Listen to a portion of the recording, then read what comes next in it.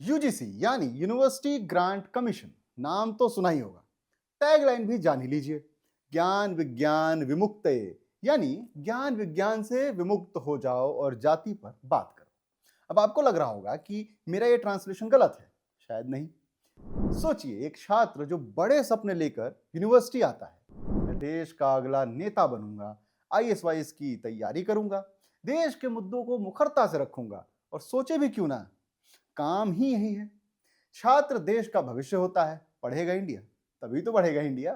अब इंडिया कितना बढ़ेगा, ये सस्पेंस के दायरे में आता जा रहा है। यूजीसी ने एक नया संशोधन पेश किया, promotion of equity in higher education institutions regulation 2026।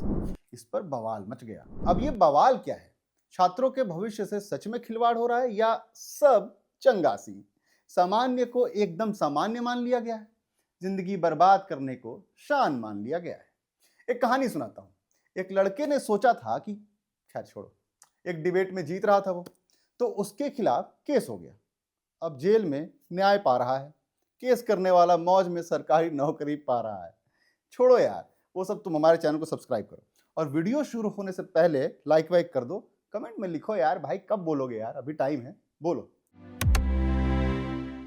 चलो, भूमिका तो बना दिया मैंने बढ़िया वाला। अब बताता हूं कि मामला क्या है, पूरा डिटेल में समझो।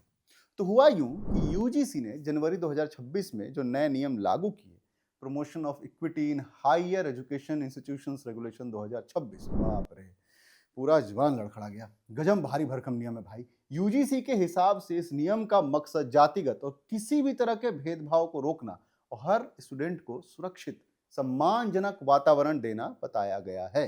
ध्यान देना मेरी बात पर। हर स्टूडेंट को, किसको? हर स्टूडेंट को क्या मिलेगा? सुरक्षित और सम्मानजनक वातावरण। बहुत ज्यादा हिंदी लिख दी मैंने। चलो, नियम लाए तो लाए, लेकिन अब क्या हुआ? तो हुआ यूं कि इन नियमों की वजह से यूजीसी को भारी विरोध झेलना पड़ा। सबसे पहले तो समझना जरूरी यह है कि ये नियम क्या कहते हैं। यूजीसी ने यह कहा कि अब हर यूनिवर्सिटी और कॉलेज में equal opportunity centres, EOC, equity committees, 24/7 helpline और इक्विटी स्क्वाड्स बनाए जाएंगे, ताकि किसी भी प्रकार के भेदभाव की शिकायत जल्दी से जल्दी निपटाई जा सके। और अगर कोई कॉलेज इन नियमों का पालन नहीं करेगा तो उसकी यूजीसी मान्यता रद्द हो सकती है या फिर फंडिंग भी रोकी जा सकती है। समझ गए? अब समझो इन नियमों की जरूरत क्यों पड़ी। ये नियम सुप्रीम कोर्ट के आदेश पर आए हैं। सुप्रीम कोर्ट ने 2025 में रोहित वेमुला और पायल तडवी जैसे मामलों की सुनवाई के दौरान यूजीसी को 8 हफ्तों में नए सख्त नियम बनाने को कहा था। हैदराबाद यूनिवर्सिटी के रोहित वेमुला और मुंबई मेडिकल कॉलेज की पायल तडवी ने कथित जातिगत उत्पीड़न के बाद सुसाइड कर लिया था। इन मामलों में उनकी माताओं ने पीआईएल दाखिल की थी। कोर्ट ने यूजीसी से कहा था कि 2012 के पुराने नियमों को अपडेट करें और भेदभाव रोकने के लिए मजबूत व्यवस्था बनाएं। अब ये नियम कुछ हद तक तो सही लगते हैं, क्योंकि पिछले कुछ सालों में जातिगत भेदभाव से जुड़ी शिकायतों में बढ़ोतरी तो हुई है। लेकिन फिर बात आती है, ऐसे मामलों में से कितने मामले सही होते हैं और कितने गलत। लेकिन जो कंट्रोवर्सी शुरू हुई वो सिर्फ नियमों के लागू होने से नहीं हुई, बल्कि उन नियमों के तरीके से, उनकी भाषा से। सबसे बड़ा इशू ये है कि इन नियमों में इक्विटी कमेटी के लिए एससी, एसटी, ओबीसी और महिलाएं शामिल की गई हैं, लेकिन जनरल कैटेगरी का कोई रिप्रेजेंटेशन ही नहीं है, जिससे कई छात्रों और परिवारों को लग रहा है कि जनरल कैटेगरी को शामिल न करने से नियम एक तरफा बन गए हैं और शायद ये जनरल कैटेगरी के छात्रों के खिलाफ वातावरण बना देगा। मान लो किसी जनरल कैटेगरी के स्टूडेंट पर ये आरोप लगा दिए गए, तो अब उसका क्या होगा?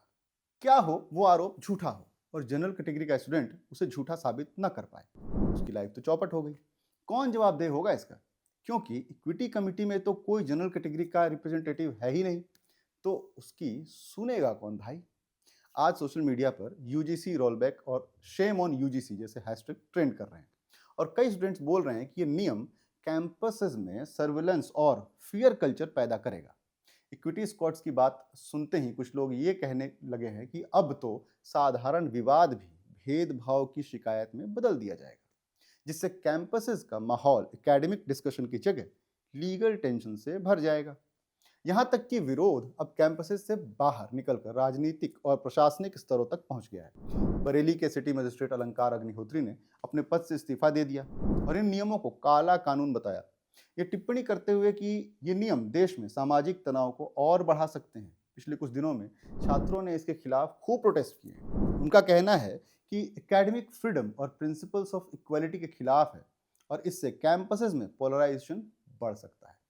अगर ध्यान से देखो तो ये नियम रिवर्स डिस्क्रिमिनेशन पैदा करेंगे, यानी जहां उन्हें भेदभाव को रोकना चाहिए था वहां ये उन स्टूडेंट्स को निशाना बना सकते हैं जो जनरल कैटेगरी से आते हैं, बिना ये सोचे कि क्या हो अगर किसी ने गलत शिकायत डाल दी।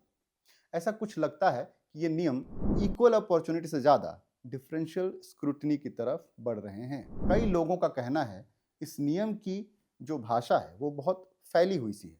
मान लीजिए डिस्क्रिमिनेशन शब्द है, इसका नियम में बार बार यूज किया गया है, लेकिन इसको इस प्रकार से पेश किया गया है कि क्लासरूम में किसी के साथ हुई छोटी मोटी बात भी अगर किसी को गलत लगती है तो शिकायत की जा सकती है और कमिटीज को इस पर तुरंत एक्शन लेना होगा। ये कौन सी कमेटी होंगी जिनमें जनरल कैटेगरी का कोई रिप्रेजेंटेशन है ही नहीं? ये एक्शन कितना सही होगा ये मुझे बताने की जरूरत नहीं है। सरकार और यूजीसी कह रहे हैं कि इस बदलाव का बेसिक एम है कि एससी, एसटी और ओबीसी जैसे हिस्टोरिकली डिसएडवांटेज समूहों को सुरक्षित वातावरण और न्याय मिल सके और उन्हें भी उसी कैंपस में सम्मान के साथ पढ़ने लिखने का पूरा अधिकार मिले। वे डेटा को भी साइट करते हैं जहां जातिगत शिकायतों की संख्या में तेजी आई है।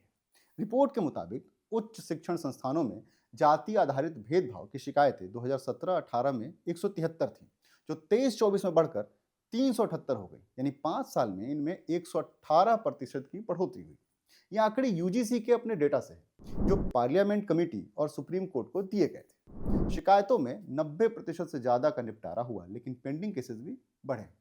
अब पूरा मामला सिर्फ एजुकेशनल नहीं रह गया है, ये social justice, identity politics, campus freedom, institutional autonomy और कॉन्स्टिट्यूशनल इक्वालिटी से जुड़ा बहस का केंद्र बन गया है। कुछ लोगों का कहना है कि अगर सच में डिस्क्रिमिनेशन रोकना है तो इंस्टीट्यूशंस को मजबूत grievance mechanism, clear due process, unbiased committees और दोनों पक्षों को सुनने वाले ट्रांसपेरेंट सिस्टम बनाने चाहिए, न कि ऐसे नियम जो मनमाफिक इंटरप्रिटेशन के लिए खुला मैदान छोड़ दे। ले देकर ये विवाद ड्राफ्टिंग फ्लॉज और इम्प्लीमेंटेशन फियर का गोलमाल है, जिसने एक पक्ष को तो सिक्योरिटी दे दी लेकिन दूसरे को सुने जाने लायक भी नहीं समझा। जाते जाते आपके लिए रमेश रंजन मिश्र की 4 लाइनें छोड़े जाता हूं, मजे से गुनगुनाइएगा।